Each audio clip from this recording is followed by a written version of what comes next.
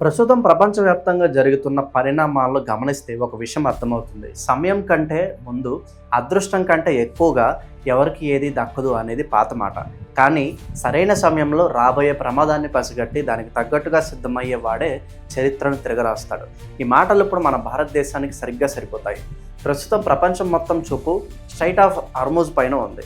అది ఒక సముద్ర మార్గం. అక్కడ అమెరికా తన పెద్ద యుద్ధ నౌకలు, ఎయిర్ క్రాఫ్ట్ క్యారియర్లు మరియు శక్తివంతమైన యుద్ధ విమానాలతో ఒక పెద్ద గోడలాగా నిలబడింది. అక్కడి నుంచి వెళ్ళే ప్రతి చిన్న కదలికను అమెరికా గమనిస్తుంది. దీనికి పోటీగా ఇరాన్ కూడా అస్సలు తగ్గటం లేదు.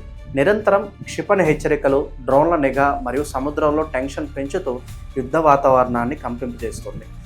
ప్రపంచమంతా తదుపరి గొడవ ఎక్కడ జరుగుతుందా అని భయపడుతున్న తరుణంలో భారతదేశం మాత్రం చాలా నిశ్శబ్దంగా ఒక సంచలన అడుగు వేసిందనే చెప్పాలి.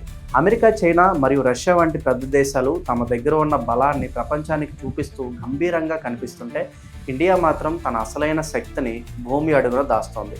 ఈ విషయాన్ని పాతకాలపు కఠినమైన మాటల్లో కాకుండా సులభంగా చెప్పుకోవాలంటే, మన దేశం భూమికి సుమారు 100 మీటర్ల లోతులో అత్యంత శక్తివంతమైన మరియు రహస్యమైన అండర్ గ్రౌండ్ మిలిటరీ షెల్టర్లను నిర్మిస్తుంది. ఇది మనం సాధారణంగా చూసే గోడౌన్లు లేదా బేస్మెంట్లు లాంటివి అస్సలు కావు. ఇవి భవిష్యత్తులో రాబోయే యుద్ధాలు తీరునే పూర్తిగా మార్చేసే సైనిక కోటలు. ఈ అతి లోతైన భూగర్భ కేంద్రాల్లో మన దేశానికి చెందిన అత్యంత కీలకమైన ఆయుధాలు, క్షిపణి వ్యవస్థలు, కమాండ్ సెంటర్లు మరియు ముఖ్యమైన వనరులను భద్రపరుస్తారు. అసలు మన దేశానికి ఇలాంటి పెద్ద ప్లాన్ ఎందుకు అవసరమైందో తెలుసుకోవడం చాలా ముఖ్యం. పూర్వకాలంలో యుద్ధాలు కేవలం సరిహద్దుల దగ్గర సైనికుల మధ్య మాత్రమే జరిగేవి.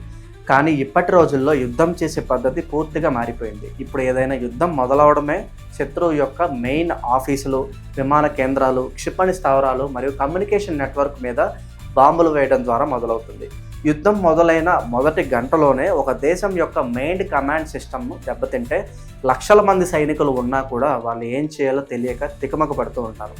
సరిగ్గా ఇదే కారణంతో ప్రపంచంలోని పెద్ద దేశాలన్నీ ఇప్పుడు భూమి అడుగున తమ బలాన్ని దాచుకుంటున్నాయి. చైనా దేశం ఇప్పటికే చాలా ఏళ్ల నుండి అండర్ గ్రౌండ్ టన్నెల్ నెట్వర్క్ను నిర్మిస్తోంది. అటు ఉత్తర కొరియా తన మిజైల్ బేస్లను కొండల లోపల దాచిపెట్టింది. రష్యా దగ్గర కూడా భూమి లోపల చాలా లోతులో ఉండే కమాండ్ బంకర్లు ఉన్నాయి. ఇప్పుడు భారత్ కూడా అదే దారిలో వెళ్తూ తన రక్షణను మరింత పటిష్టం చేసుకుంటుంది. ఈ నిర్మాణాల గురించి మరిన్ని వివరాలు చెప్పుకోవాలంటే వీటిని 80 నుండి 100 మీటర్ల లోతులో చాలా గట్టిగా ఉండే గ్రానైట్ మరియు పెస్టాల్ వంటి రాళ్ల సహాయంతో నిర్మిస్తున్నారు. దీనివల్ల శత్రువులకు మొదట ఆ ప్రదేశం ఎక్కడ ఉందో కనిపెట్టడం చాలా కష్టమైన పని. ఒకవేళ పొరపాటున వాళ్ళ ప్రదేశాన్ని కనిపెట్టినా కూడా అంత లోతులో ఉన్న కేంద్రాన్ని పేల్చడం ఏ బాంబుకైనా సాధ్యం కాదు. ఇక్కడ మనం అమెరికా దగ్గర ఉన్న ఆ భయంకరమైన బాంబు గురించి చెప్పుకోవాలి. దాని పేరు GBU-57B. దీనిని సాధారణంగా బంకర్ బస్టర్ అని పిలుస్తారు. భూమి లోపల దాక్కున్న శత్రువులను లేదా వారి స్థావరాలను ధ్వంసం చేయడానికి అమెరికా ఈ బాంబును తయారు చేసింది.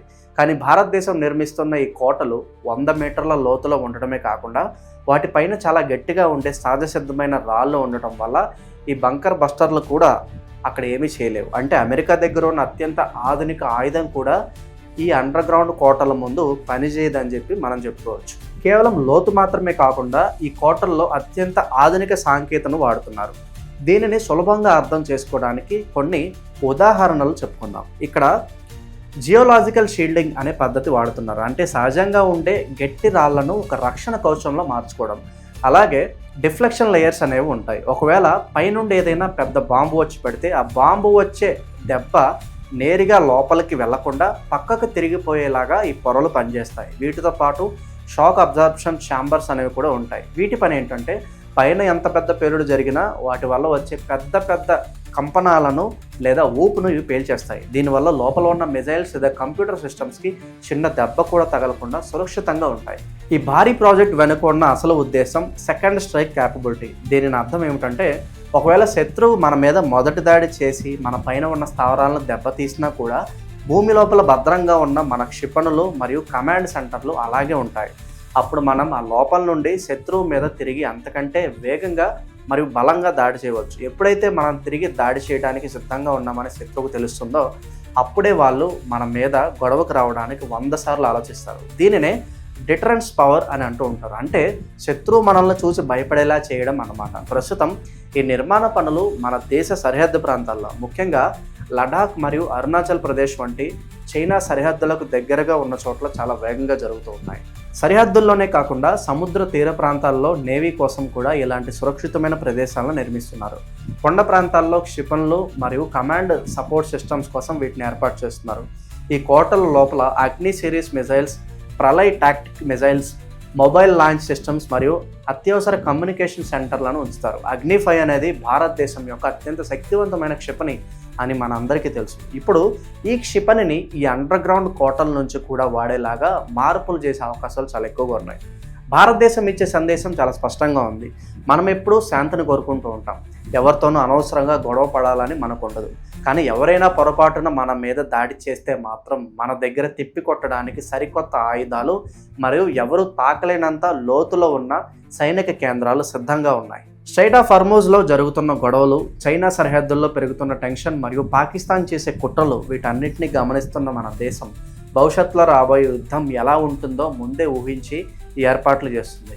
అందుకే మనల్ని పాతాళం నుంచి ప్రహరించే వీరులు అని పిలవడంలో ఎలాంటి తప్పు లేదు. కంటికి కనిపించేది పూర్తి శక్తి కాదు, అసలైన బలం కొన్నిసార్లు ఇలా భూమి అడుగున కూడా దాగి ఉంటుంది. భారతదేశం నిర్మిస్తున్న ఈ 100 మీటర్ల లోతైన కోటలే రేపటి రోజున మన దేశానికి అతిపెద్ద రక్షణ కవచాలుగా మారబోతున్నాయి.